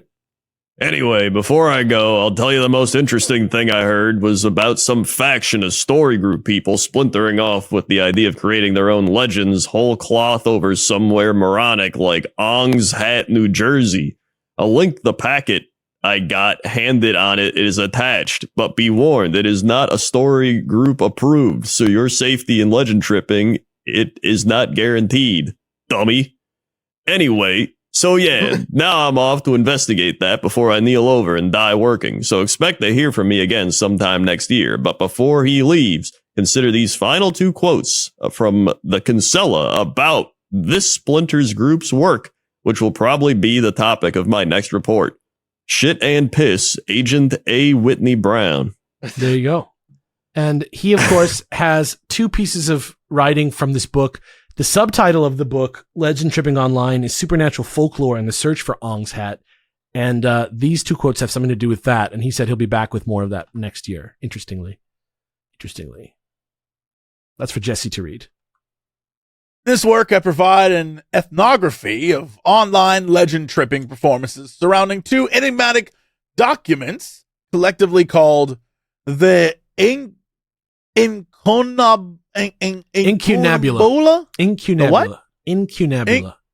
Incunabula Papers. Anonymously written, the Incunabula Papers present a series of past accounts blurring together factual and fictional information with various elements of supernaturalism. They are transmitted through the virtual equivalent of word of mouth and prompt much debate. Since there is no consensus as to what these documents really are, although they may seem different from other kinds of supernatural legends people contact with, the Incunabula Papers and the communicative performances surrounding them constitute a legend. Yep. Complex. And if you want to know more about what Incunabula means, here's Mathis with some more on that. Incunabula is a term that generally refers to artifacts of an early period, particularly books printed before 1501. Its literal meaning is cradle, and the word itself denotes the earliest stages or traces of anything. The Incunabula Papers are arguably the first immersive online legend complex that introduced readers to a host of content, including what religious historian Robert Elwood has called the alternative reality tradition, which are those customs and beliefs that involve seeking out metaphysical or occult knowledge and experiences. Yeah. So imagine an alternate reality game with the goal of creating fake urban legends. Interesting. And something that we will probably revisit again. But before we go, one last thing.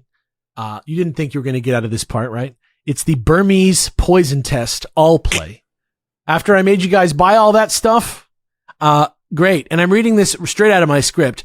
I'm excited about it too, you guys. This one's going to be an all play based on a famous meme poster that's been floating around the internet for many years, supposedly out of Myanmar or Burma, whatever makes your heart happiest. Obviously, the political situation in that beautiful place is complicated and sad.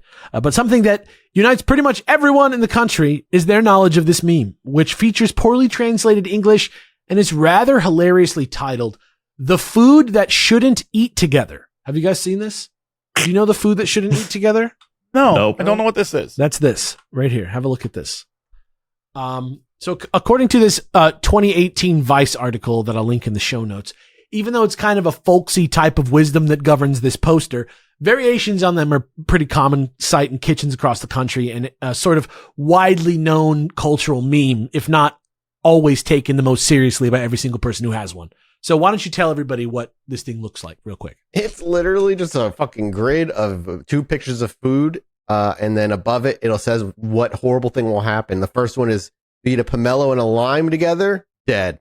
Durian fruit and jenkel bean, vomit, and then dead. Yeah. star fruit and chocolate, just dead. Yeah. So here's a quote from the article about it, where they interviewed the founder of the restaurant Sharky's in Yangon, which is Ye Tut Win. And he just has this to say about it. This is for Jesse to read here. He said that Myanmar's geographic position, wedged between China, the Indian subcontinent, and the rest of Southeast Asia, means that the country is influenced by lots of ancient ways and philosophies surrounding food from across the region.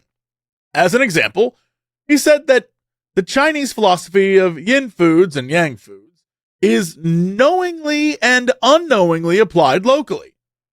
One time I ordered a chicken and bitter gourd curry for lunch. Storekeeper warned me that these two dishes would bring death. I ate them both. I'm still alive.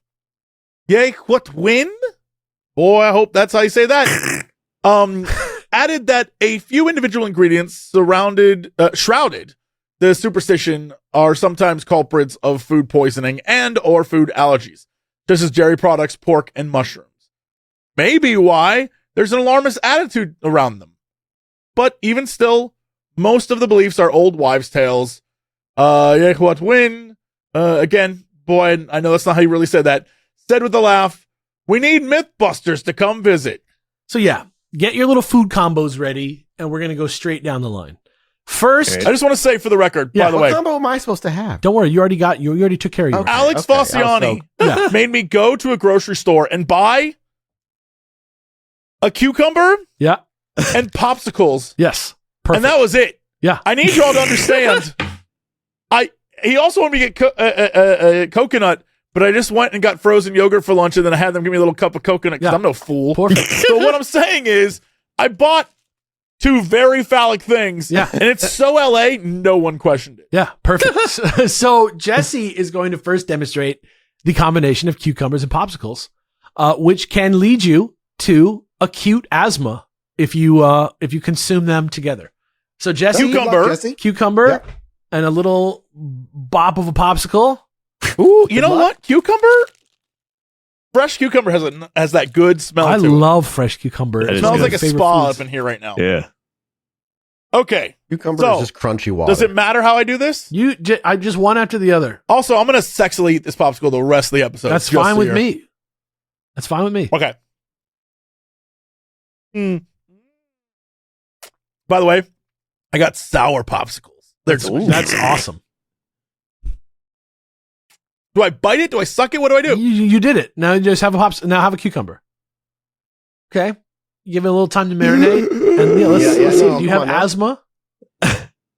It's happening. Are you getting acute asthma? Oh man, he's getting it. He's getting asthma. No, Oh, I'm my fine. God. No, he's fine.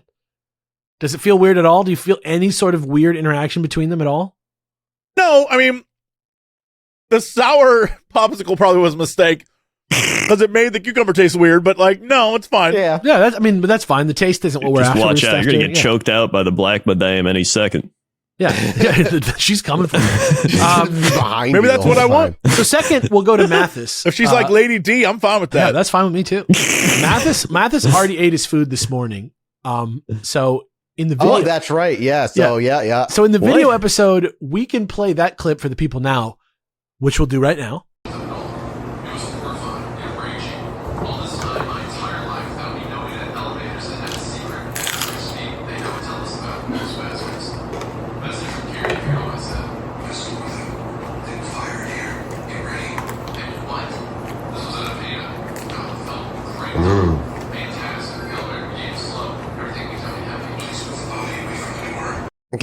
But the reason I had him eat this combination of foods, which was plum and green peas, by the way, was to see if a few hours later it would lead to what it said it was going to lead to, which was diarrhea.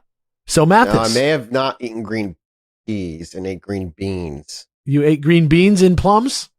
Yeah. Okay, so you didn't I have read green peas. beans. I did not read green peas. My That's bad. that's fair enough. But So there's peas in there, right? Like it's the same thing. did you have diarrhea? No. No? Do you usually have diarrhea? Not often, but Yeah, sometimes. Okay, so you would recognize it if you saw it.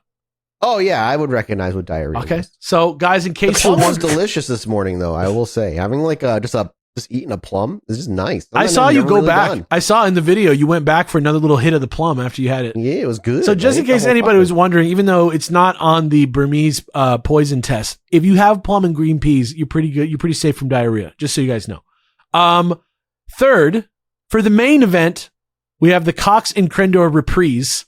Please buy tickets to see us in Chicago on November 1st at Lincoln Hall now. Link in the description. And today, these two titans are now going to test our two food combinations that lead to death. The brave Crendor will be ingesting. Why is all of the ones that could possibly kill us at some point? You got to be careful. You got to be careful. That's all it is. You know what? Yeah. Before we die, there's one last thing I want to say. Thank God for popsicle jokes. Oh, good. What kind of bird is always sad? What kind? A sad bird. A bluebird. Basically, yeah, like that's like the second draft of your answer. That's pretty solid. Yeah. Yeah. Okay. So, firstly, the brave Crendor will be ingesting the poison that is lemon and milk, and then the rake Jesse Cox will consume the toxin produced by the interaction between the disgusting mixture of coconut and honey. Oh no, gentlemen! Not coconut and honey. Yeah. Oh, that doesn't sound fucking delicious or anything together. We're gonna do the lemon milk one because I already got the milk from earlier. Very solid. And you get it's a nice little hit of protein. Gentlemen, it's been a pleasure knowing you. Please legend trip to your deaths. All right, I'm ready to go whenever you give the word. There's shit in there. Oh, he's doing it, so go for it. You got a seed in there. I got a spoonful of honey and put coconut on top of it. 3, 2, 1, jam. He's eating it. Yep. He's enjoying so it. Good I might die. Yeah. Delicious. Joy. Mathis, do you feel like either of these guys looks like they're about to die? Looking at them both? Yeah. I still look like I'm closer to death than they are. Yeah. Crendor, how you feeling? Honestly, not too bad. Yeah. I can definitely tell that the reason they did it is I read and they said the milk curdles lemon because of the acid. Yeah. And I actually felt it curdling a bit in my mouth. I get that. Yeah. One time I had a shot called a cement mixer that has used that principle. Oh, it's disgusting. God. It's disgusting. So why would honey and coconut kill you? Too good. I can't tell you the amount of times I've had yogurt with both coconut and granola and honey in it. Too good. Like what's the deal there? It's too delicious. It's just, if you're in Myanmar, it's bad for you. Like you just can't, there's probably some sort of cultural reason. There's probably some like obvious reason why it's included, but I don't know it. It's hard to get a straight answer. Like when I look online, there are 100 million reasons why, and most of the time it's just because somebody had a coconut allergy or a honey allergy and then associated I'm mixing in the cucumber for maximum death. That's just good. That just sounds like it would be good. Have an asthma attack while you're dying. Yeah. And so with that, so ends another Chilluminati episode. Thank you guys so much for watching. I'm doing weird NES tripping on the minisodes. Don't miss that. Don't forget what Agent A. Whitney Brown said at the beginning of the episode. Crendor, thank you so much for coming, dude. What should people check out if they want to catch some more of this smoke? Oh, man. You should definitely check out Twitch TV Crendor, YouTube Crendor, YouTube Cox and Crendor podcast, all one word. Yeah, that's a winner. Very good stuff. Very good stuff. Just, type in our names. All the basics. You'll find it. Great. Mm-hmm. So that's our show. Thanks for being here. Thanks for watching. Thanks for listening. Mathis, get us the fuck out of here. Goodbye, everybody. Hello, everybody. Welcome back to the Chilluminati podcast. As always, I'm one of your hosts, Mike Martin, joined by the... I don't know who they are. There's two. What? Terrence Hill and Bud Spencer. No. Neo and Trinity. No. I don't understand, and I probably never will. Let me just tell you right now that there's two. Leon Kennedy and Claire Redfield. I'm telling you, I think he literally just looked up famous duos. Cheech and Chong. And has just been going through the list ever since. I'm trying to dig deep. Which one of you is Dick Powell? Me? Your name's Jesse Cox. I want Chilluminati. I want my I want Chilluminati. I want my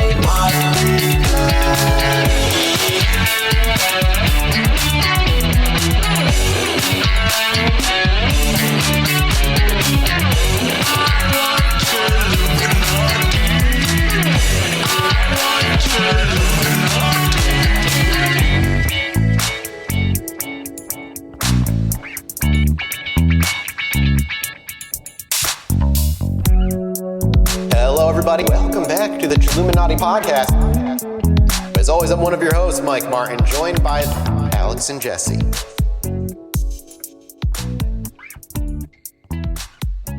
Like a shooting star across the sky that's actually a UFO.